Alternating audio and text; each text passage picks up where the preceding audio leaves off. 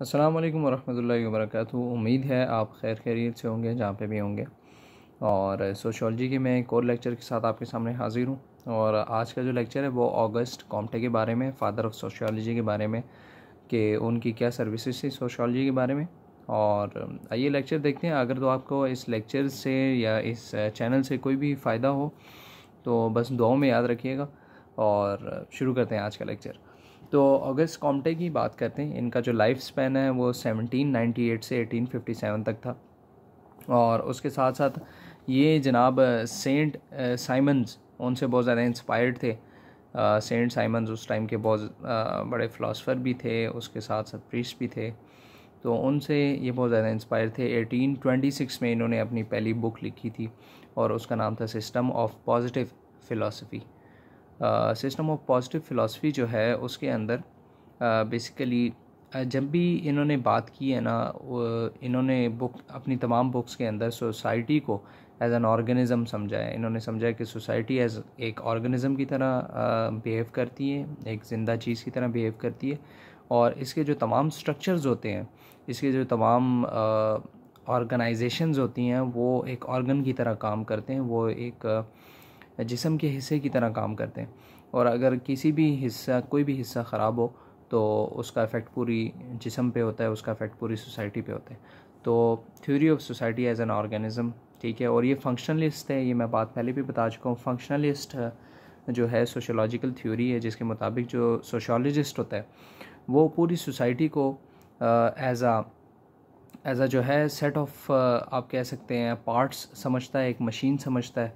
उसके मुताबिक हर मशीन के एक पार्ट का एक स्पेसिफिक फंक्शन है। और अगर कोई भी पार्ट जो है वो सही तरह परफॉर्म नहीं करता तो पूरी की पूरी मशीन ख़राब हो जाती है। जैसे कि अगर आप देखें तो एजुकेशन सिस्टम अगर आपकी सोसाइटी का ख़राब है तो उसका इफ़ेक्ट आपकी पूरी सोसाइटी पे पड़ेगा। ये नहीं होगा कि सिर्फ स्कूल में पढ़ने वाले बच्चों के ग्रेड्स ख़राब आएंगे या बच्चे पढ़ नहीं पाएंगे, बस यहाँ पे कहानी ख़त्म नहीं होगी, बल्कि यहीं से कहानी शुरू होगी। तो इनको अगर इतने सालों बाद याद रखा जाता है तो इनकी सबसे बड़ी एक वजह यही है कि जो इन्होंने कॉन्सेप्ट्स दिए थे they were really helpful and they are still helpful for the sociologist and for the bureaucrats specially, कि they have to, when they have to plan for the society, when they have to take actions to improve the society, they have to make it sure that they understand it well, and they cannot do it without studying it scientifically. तो basically Auguste Comte जो हैं ही is considered as a father of sociology. और उसकी सबसे बड़ी वजह यह है कि उन्होंने भी यही कॉन्सेप्ट दिया कि आप सोसाइटी को साइंटिफिकली पढ़ने की कोशिश करें। अच्छा जी, उसके बाद जो इन्होंने दूसरी बुक लिखी थी वो ये थी कि the course of positive philosophy, ठीक है। ये इनकी काफ़ी सक्सेसफुल एक बुक रही थी, ठीक है। उसके बाद इन्होंने जो नेक्स्ट बुक लिखी थी वो थी system of positive polity. Polity मतलब पॉलिटिकल ऑर्गेनाइजेशन।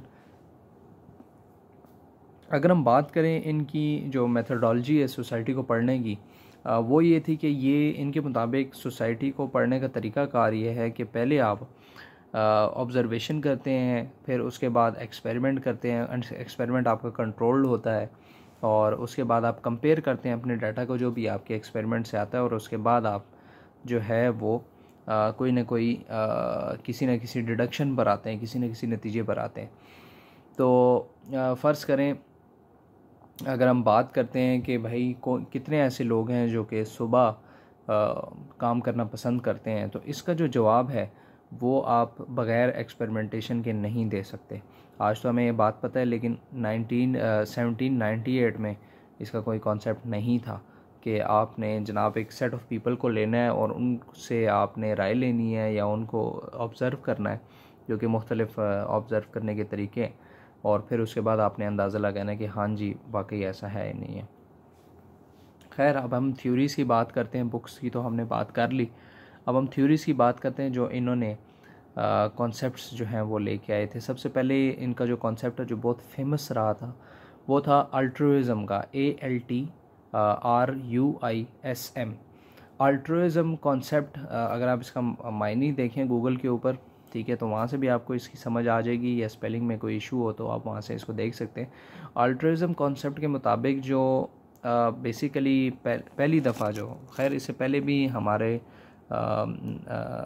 नबी सल्लल्लाहु अलैहि वसल्लम ने इस कॉन्सेप्ट को हमारे दीन में जो है ना कई दफ़ा इस पे बात की है, और लेकिन साइंटिफिकली जो है अकॉर्डिंग टू साइंस, ठीक है, ये कॉन्सेप्ट ऑगस्ट कॉम्टे जो है वो लेके आया अल्ट्रुइज़म का कि भाई आपने बेसिकली वेज़, आपने जो है वो वेज़ तलाश करने हैं, कैसे आपने दूसरों को खुश रखना है, दूसरों को खुश रखने के वेज़ तलाश करने को, जो एक finding ways of others happiness, इस basic this concept is called altruism. तो अल्ट्रुइज़म की इन्होंने सबसे पहले, ये जो फ्रेंच फ़िलासफ़र थे, ये जो ऑगस्ट कॉम्टे थे, इन्होंने जनाब सबसे पहले इसकी इस कॉन्सेप्ट से हमें मुतारिफ़ कराया। उसके बाद हम बात करते हैं अगली थ्योरी की, और इनकी जो थ्योरी है नेक्स्ट, वो बहुत ही इंटरेस्टिंग थ्योरी है, और उससे ये काफ़ी फेमस भी हुए, और इससे इनकी सोशोलॉजी के अलावा भी बाकी जगह पे बड़ी धूमधाम मची।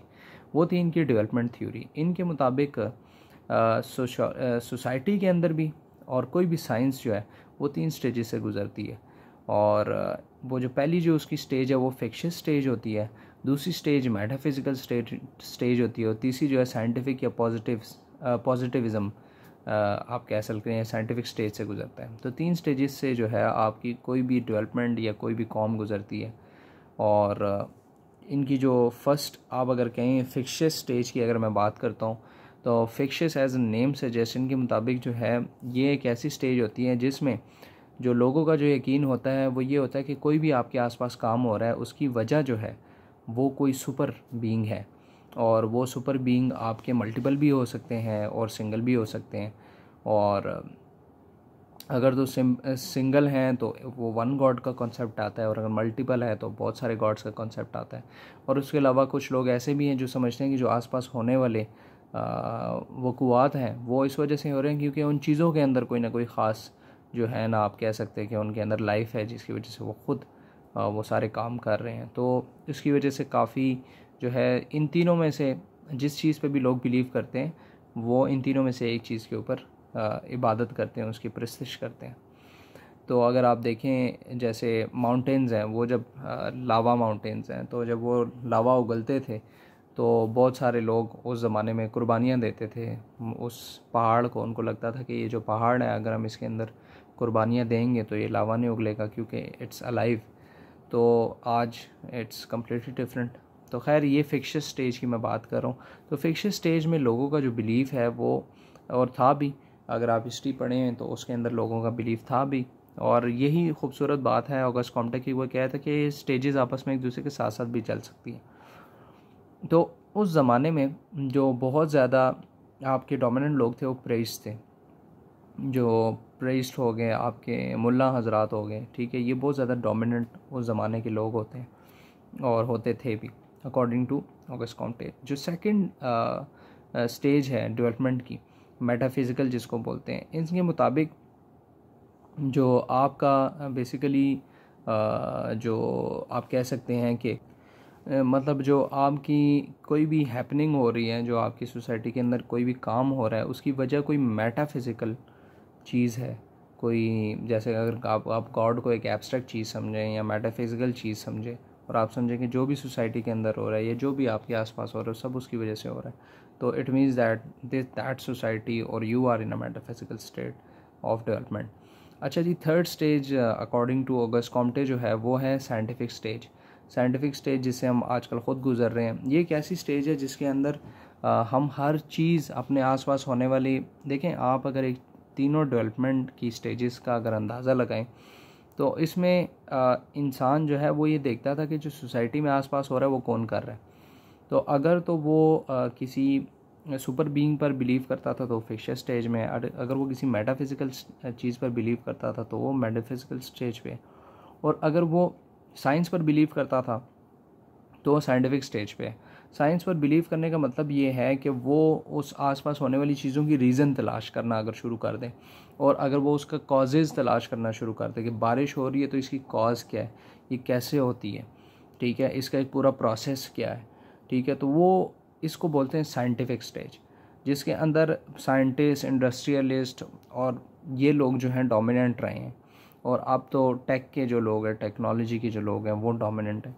और finding science behind everything is basically is the part of this stage. तो ये जो डेवलपमेंट थ्योरी थी, डेवलपमेंट के 3 स्टेजेस हैं, ये ऑगस्ट कॉम्टे 1798 में लेके आए थे। और this is very interesting thing. और नेक्स्ट जो ये थ्योरी लेके आए थे वो थी theory of hierarchy of science. इनके मुताबिक जो आपकी सोशियोलॉजी है वो क्वीन साइंस है और वो सबसे टॉप पे आती है, क्योंकि इसके अंदर तो आप सब कुछ ही पढ़ते हैं। और बायोलॉजी के अंदर तो चलो आपने इंसानों के बारे में पढ़ लिया, और ज़ूलॉजी के अंदर आपने बाकी एनिमल्स के बारे में पढ़ लिया है, एटसेट्रा एटसेट्रा। लेकिन सोशियोलॉजी में तो सब कुछ फिर आता है और उसमें इंसान भी आते हैं और एक पूरी सोसाइटी आती है, जिससे आपकी पूरी उस सोसाइटी के अंदर जो भी एलिमेंट्स हैं वो तमाम एलिमेंट्स उसमें इन्वॉल्व हैं। तो इसके मुताबिक ऑगस्ट कॉम्टे के मुताबिक जो है ये आपकी जो सोशियोलॉजी है, it's a queen science and it is above all. तो ये एक थ्योरी लेके आए थे। उसके अलावा इनकी जो अगली थ्योरी है, जो थर्ड थ्योरी है इनकी, ये फोर्थ कह लें आप, वो है स्टैटिक और डायनामिक सोशियोलॉजी का कॉन्सेप्ट ये लेके आए थे। स्टैटिक जो सोशियोलॉजी है, तो अगर तो आप किसी चीज़ के सोसाइटी के होल्ड होने पे, मतलब एक जगह रहने की आप अगर वजूहात तलाश करें और उसको साइंटिफिकली पढ़ लें, तो ये स्टैटिक आपकी सोशियोलॉजी है। और डायनामिक ये है कि अगर आप सोशल चेंज को पढ़ें। सोशल चेंज का मतलब ये है कि जैसे अगर आप आज पाकिस्तान में देखें, तो आप आसपास देखें और आप ख़ुद ही अंदाज़ा लगा लें कि 90s के दौर के अंदर सोसाइटी किस किस्म की चीज़ों को पसंद करती थी, किस किस्म की चीज़ों को नापसंद करती थी। आज बिल्कुल एक कम्प्लीटली डिफरेंट एक आप कह सकते हैं कि शिफ्ट आ गया। तो ये जो शिफ्ट है, अगर आप इस शिफ्ट को पढ़ेंगे, इस सोशल चेंज को पढ़ेंगे, तो ये आप डायनामिक सोशियोलॉजी की तरफ चले जाएंगे। तो खैर ये कॉन्सेप्ट जो है ये भी ऑगस्ट कॉम्टे लेके आए थे।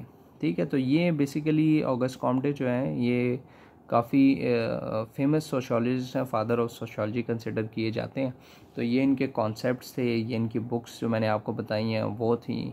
उसके अलावा इन्होंने थ्योरीज़ क्या दी, तो ये तमाम मैंने आपको बताया। उम्मीद है इस लेक्चर से आपको फ़ायदा हुआ होगा, और अगर तो फ़ायदा हुआ हो तो बस दुआ में याद रखिएगा। लेक्चर को लाइक कीजिएगा।